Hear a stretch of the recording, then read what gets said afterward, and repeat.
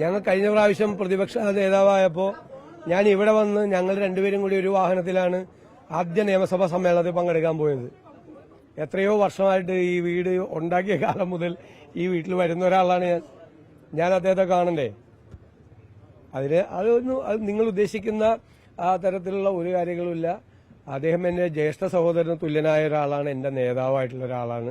അദ്ദേഹത്തിന്റെ എല്ലാ അനുഗ്രഹവും എനിക്ക് ഈ ദൌത്യം ഏറ്റെടുക്കുമ്പോൾ ഉണ്ടാകുമെന്ന് എനിക്ക് 100% എനിക്ക് ഉറപ്പുണ്ട്.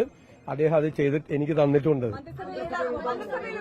അല്ല, അതൊക്കെ ഞങ്ങള് പാർട്ടി ചർച്ച ചെയ്തുകൊണ്ടിരിക്കുന്ന കാര്യങ്ങളാണ്. അത് അദ്ദേഹവുമായിട്ട് തന്നെ കൂടിയാലോചിച്ച് ആ കാര്യങ്ങളിലെല്ലാം തീരുമാനമെടുക്കും.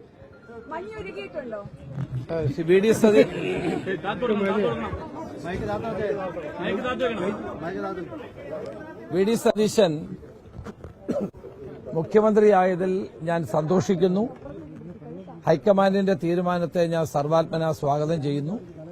ഇന്ന് രാവിലെ ഗുരുവായൂരിൽ 1-ാം തീയതി ആയതുകൊണ്ട് ഗുരുവായൂരിൽ പോയി ഞാൻ തൊഴുതിട്ട് പത്രക്കാരെ കണ്ടപ്പോൾ ഞാനിത് പറഞ്ഞതാണ്.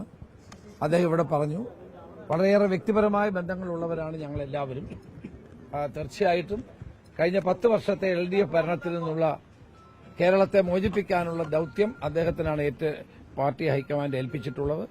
അത് പാർട്ടി പ്രവർത്തകരും ഞങ്ങൾ എല്ലാവരും കൂടി ചേർന്ന് നിറവേറ്റും എന്നാണ് എനിക്ക് പറയാൻ.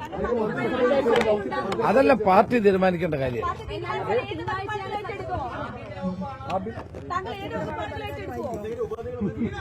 ഒരു ഉപാധിയില്ല, ഞങ്ങൾ തമ്മിൽ എന്ത് ഉപാധി?